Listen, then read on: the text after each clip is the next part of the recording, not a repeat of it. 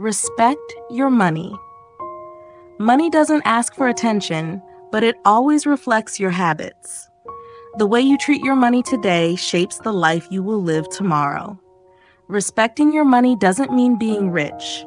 It means understanding the value behind every dollar you earn. Every paycheck represents hours of effort, moments of sacrifice, and the time you'll never get back.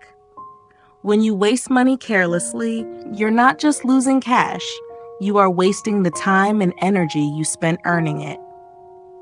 People often believe that wealth comes from earning more. In reality, lasting wealth comes from managing what you already have. Saving a little, avoiding unnecessary spending, and making thoughtful financial decisions can create a future that feels secure instead of stressful. Respect your money by giving every dollar a purpose. Save for your future, invest in your knowledge, support the people you love, and spend on things that truly improve your life. Money should be your servant, not your master.